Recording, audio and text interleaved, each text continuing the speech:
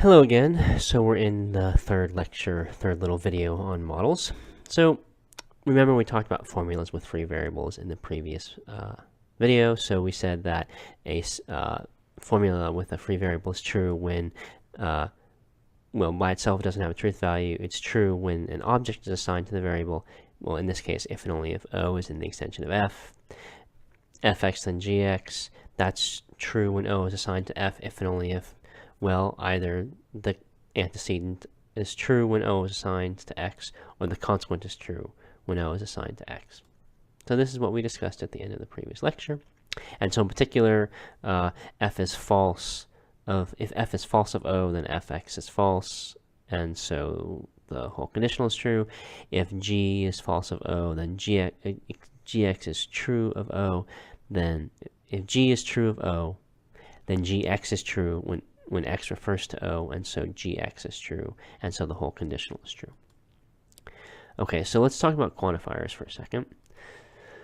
So when is a universal quantification true in a model? Well, it's true if and only if. So take each object, for each object O in the model's domain. Box is true if when O is assigned to the x's that are free in box. And that's the x's that are free in box are also the ones that are bound by the for all x. So another way of saying this is that for each object in the model's domain, box is true if O is assigned to the x's that are bound by the for all x. But this is an easier way to think of it. Existential quantifier, same basic idea. The existential is true in a model if and only if there's some object O in the model's domain such that box is true when O is assigned to the x's that are free in box. And those are the ones that are bound by the existential quantifier.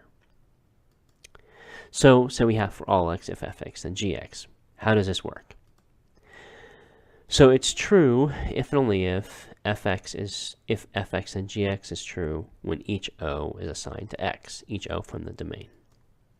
So assign an object from the domain to x, and that, in the extension of f and g, will tell us whether or not fx and gx is true.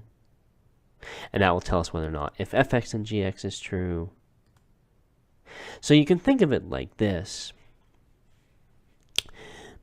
We take if fx and gx, and we walk up to each object, and we ask,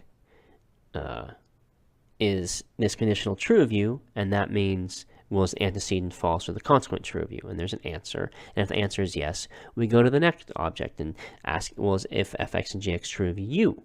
Second object. And either the antecedent is false, in which case, yes, if fx and gx is true, or gx is false, or gx is true of the object, in which case, again, the conditional is true, or if fx and the antecedent is true and the consequent is false, in which case the conditional is false, and so on. And so we repeat this process of taking the conditional to each new object, and eventually either we find an object where the antecedent is false, the antecedent is true, and the consequent is false, in which case the conditional is false, or we run out of objects and we say, oh, okay, the conditional is true of all the objects, so the universal is true. So we'll look at some more I'll look at some examples of how to do that in the next video. We'll just work through a bunch of examples, but I want to just close with a couple of comments about models. So remember that, so as it turns out, the soundness of our derivation system requires we have non-empty domains, that in our domain there has to be at least one object. There is at least one thing that we're talking about, because sum x, if fx, then fx, that's a logical truth, and that's true only if there's an object to make if fx and fx true. So our derivation system is truth preserving only if we restrict our attention to models with non-empty domains. There's a thing called free logic where sum x, if fx, then fx would not be a logical truth, and there can be non-empty domains, but it's an extension of and more complicated than our logic, so we're not going to worry about it. So we can define a couple of notions. We can say that a sentence of the monadic predicate logic is a logical truth if and only if it's true in every model. a sentence is satisfiable if and only if it's true in at least one model. And an argument is valid if and only if in every model in which the premises are true, the conclusion is also true. And some sentences are consistent if and only if there's a model in which they're all. So the most fundamental logical notions then are defined, well, some of the most fundamental logical notions of logic are defined using models. So models are conceptually very important because most logical notions involve truth, and models are how we spell out what we mean by truth in a logical context. So they're important because they are the fundamental interpretation of our language, and in terms of which notions like validity and logical truth are defined. They're also useful because they can help us discover various facts about whether or not sentences have logical properties. So truth tables were a mechanism for determining whether or not sentences were tautologies. And that was possible, like a mechanism, like a procedure, not just, we don't just define tautology in terms of being, so a sentence was defined to be a tautology if and only if it's true on every row of its truth table. But the truth table also provides a mechanism for determining whether or not the sentence is a tautology. Construct a truth table and look, why is it true on all the rows? Now, that's a mechanism or a search procedure because that works as a mechanism only because the truth table is finite. We can construct the truth table in a finite amount of time. If the truth table were infinitely long, then we wouldn't be able to use truth tables as a mechanism for determining whether or not sentences are tautologies. So we can use models. In principle, we could use models as a mechanism for determining whether or not a sentence is valid in the monadic predicate logic, or whether or not a sentence is a logical truth. Whether or not an argument is valid or a sentence is a logical truth. In principle, we could. The problem is that, and why? Well, we'd only need to check a finite, as it turns out, we'd only need to check a finite number of models. There's a reason why that is, which I'm not going to explain right now. But as a practical matter, models are not so helpful.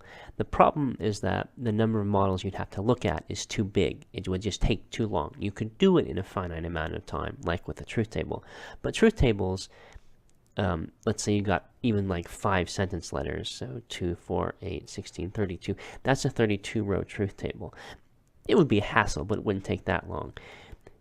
The number of models you need to look at to determine whether or not a sentence is a logical truth is enormous. Let's see, so I mean, it's you're into the millions. You have to look at like 1 million different models or more once you are talking about you have a sentence with 3 different predicate letters F, G, and H. It just explodes, it blows up, and so it just takes too long. So you could, in principle, use models as a mechanism, a search procedure for determining whether or not a sentence of the monadic predicate calculus is valid or not, or an argument is valid or not, or a sentence is a logical truth, but it would take too long, especially for us. What we're going to do is we can show that a sentence is not logically true by finding a model in which it's false. And we only need to find one model. And to show that an argument is invalid, all you need to do is find one model in which the premises are true and the conclusion is false. So that'll be one of our main uses of models. But before we get to that, we're going to just be using models to understand what sentences say. And so we're going to be looking at some sentences and asking, are they true or false in different models, and then building models in which we actually show that sentences are true. And so that's what we'll be doing in the next video.